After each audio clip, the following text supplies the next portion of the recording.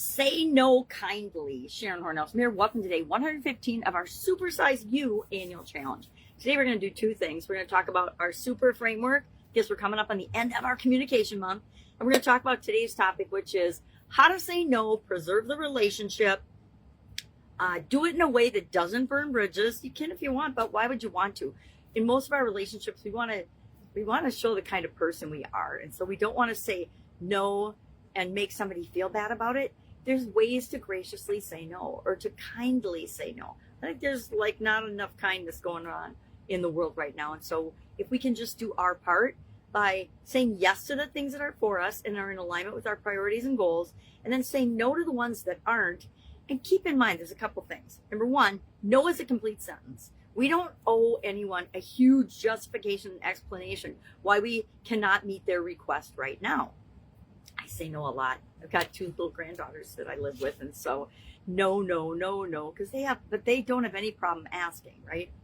So I can say no in a way that makes them feel good, or I can say, no, you don't deserve it, or in a way that makes them feel bad. I don't ever want to do that, and I don't want to do it with myself. I don't want to do it with others. I certainly don't want to do it with my grandchildren. We want to protect the relationship as much as possible, but we also want to hold to our boundaries and our priorities. We all have the right to do that, and other people understand. One of the things that you can do when you say no is say, I can't do this, what you're requesting, but I could do maybe a part of it or a version of it, or maybe I can't do this when you're asking, but next week, Friday, I would be available to do that. You can always offer alternatives. If it's something you don't mind doing and saying yes to, but you just don't have the capacity right now, there's all kinds of ways to spread a little kindness and a little joy in the world. And I think each and every one of us should choose to do that. So today, I challenge you to say no graciously and kindly to someone when they make a request of you. It might just be a little thing, but maybe you just don't have the time or the energy or the capacity. Everybody in my household's a little bit under the weather right now, so I think we're going to just lay low and say no to a whole lot of things that we would normally be doing on a weekend because we want to get better and feel better. So that is the first part of our assignment. Share in the comments below then if you did that and how it made you feel and how you think it impacted the relationship and your communication.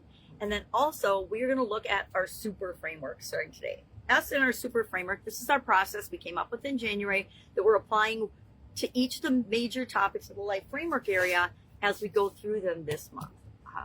This month we're doing communication of the 9-part life framework. And so we were going to pick a communication area that we have a goal in, or we have a challenge in and we want to fix.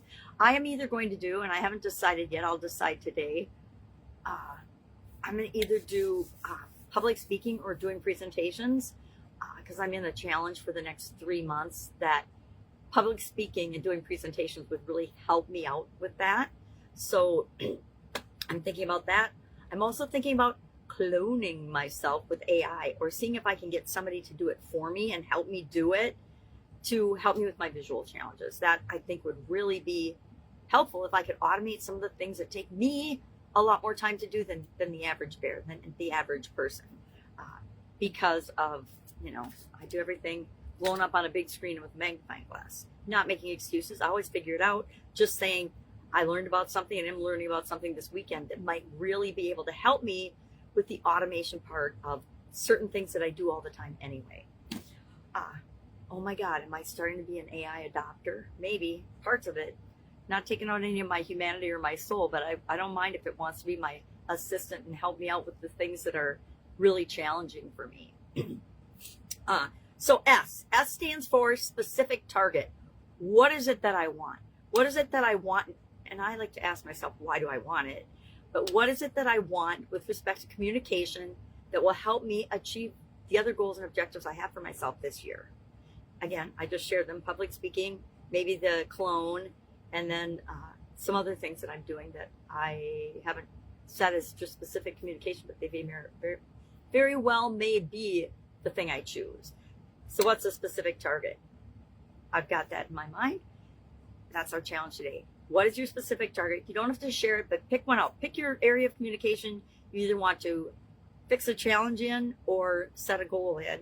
And then what is the specific target you want to reach by the end of this year for communication applying the super framework.